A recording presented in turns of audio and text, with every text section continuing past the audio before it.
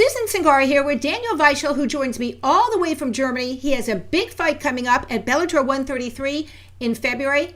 How are you today? Hey, thanks. I'm good. Thank you. How are you? I'm good, thank you. Now tell me how training camp is coming along for you. Training camp is going great so far.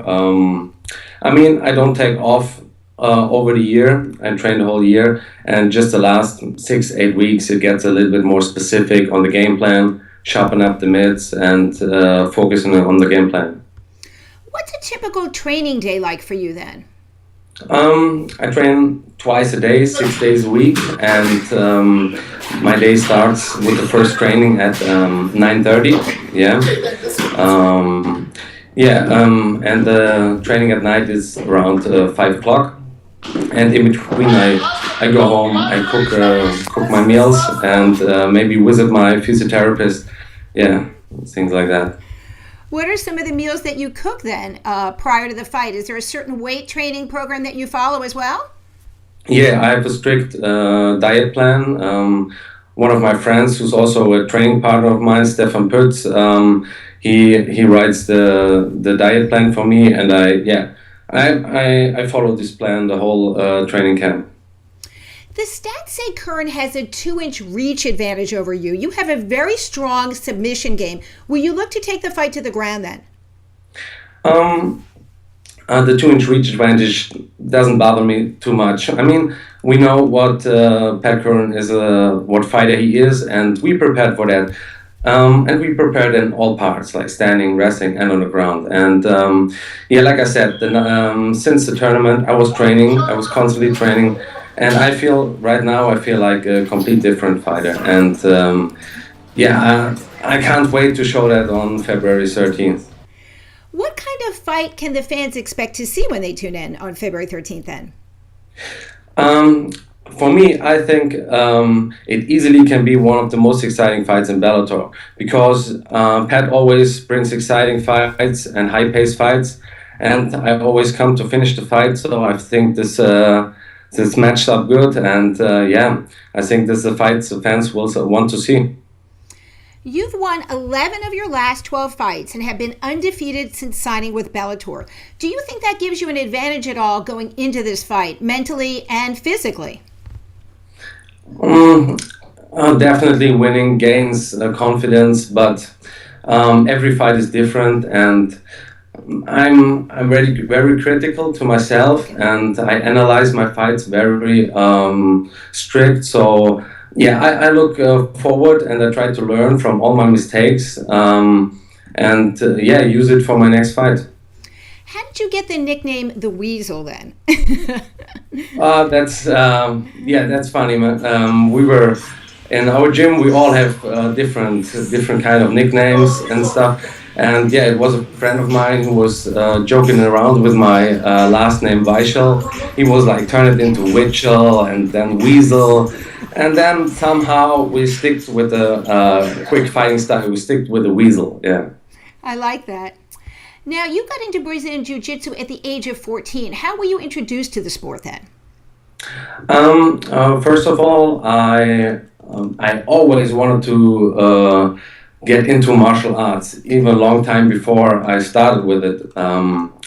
And then in my school there was a poster for a self-defense class, and I asked my parents like for weeks that I can go there, and then they let me go, and that was the first time I had contact with martial arts, and from then took me a friend to a Brazilian JiuJitsu class. And when I saw first time a real Brazilian Jiu-Jitsu class, I was like infected with the sport and fascinated. And from then on, it was no turning back for me. Looking ahead, it's probably too early to ask, but I know our American viewers and other viewers around the world would want to know, if you win Pat, who else is on your radar next that you think you might want to fight coming up? Anybody you thinking of? My overall goal is to be the best and to be the Bellator champion. For now, I only focus on Pat Curran. I mean, if we look at the Bellator featherweight division, it's a tough division. We have so many yeah, world-class fighters. There's Pitbull, there's Strauss, there's Caracan now coming in, and yeah, I can't wait to face any of them. You're an ambassador for an organization called Respekt, and it's spelled Yeah. Respekt. Tell us about this organization, how you're involved, and what it means to you to be a part of it. Respekt stays for no to racism, and yeah, it's an initiative who basically says not to judge any person by his culture, religion, or color. And for me, it means a lot because what I experienced with this sport is that I can go all over in the world, and MMA, especially for me, connects every person. Yeah, and it's a big energy. I think, and when they asked me if I want to be an ambassador, I was thrilled for that because it's an experience that I can give to other people and maybe be an inspiration to others to carry respect. Yeah, not only in the sport, also outside to the world. And I think this is a good message, yeah, to bring to the world. Now, you've had some big names attend some of these events. Let's talk a little bit about that. Yeah, we have big sport events where also Fedor was participating as a Respekt, yeah, as also like a Respekt ambassador, and yeah, also beside sport events and public appearance, I also give seminars as a Respekt ambassador.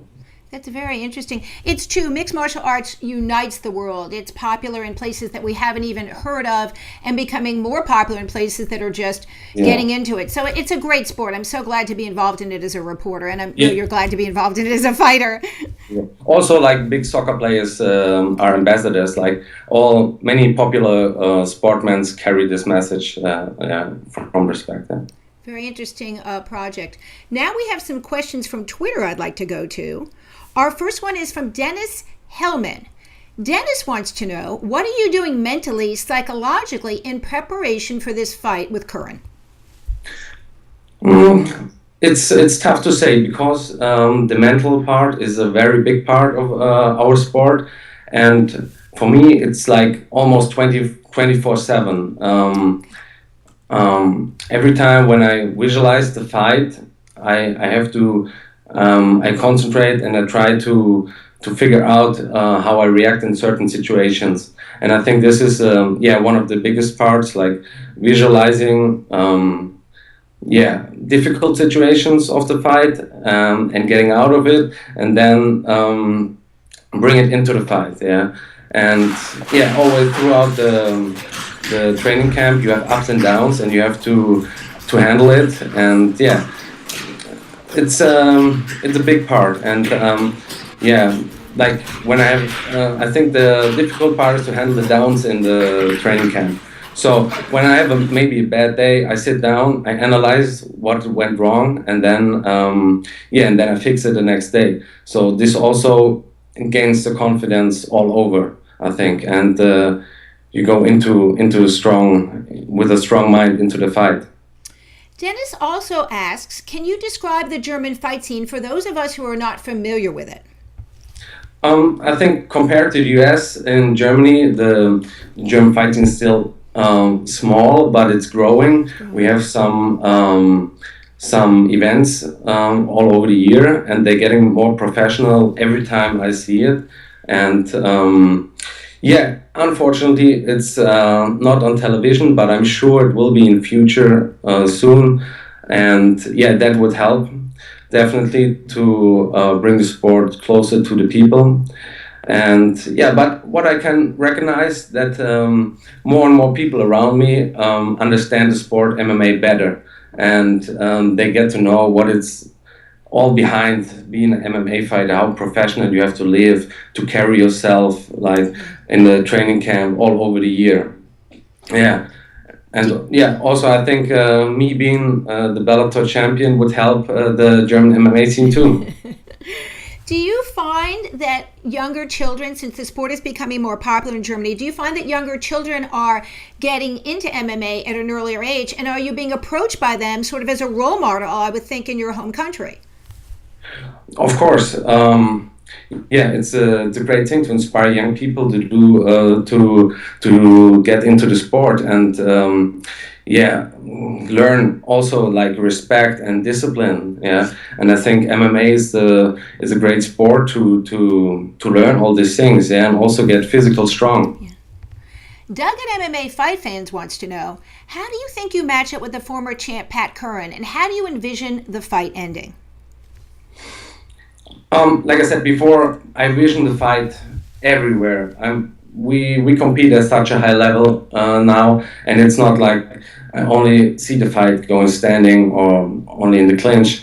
For me, mentally I go through every part of MMA, and yeah, like I said, I gained so much confidence in the last 2 years training with my team that yeah, I see myself better overall, and yeah, I just feel that I'm going to win this fight, and I know that I will be the champion. I know I have all the tools, and I sharp all my skills, all my fighting skills to a point that I can use it right now perfectly for all the upcoming challenges. Dontra Lovett at Trauma Birth wants to know, how do you deal with the pressure of fighting a more experienced mixed martial artist? I have no pressure going into the fight because, yeah, like I said before, training camp is going perfectly.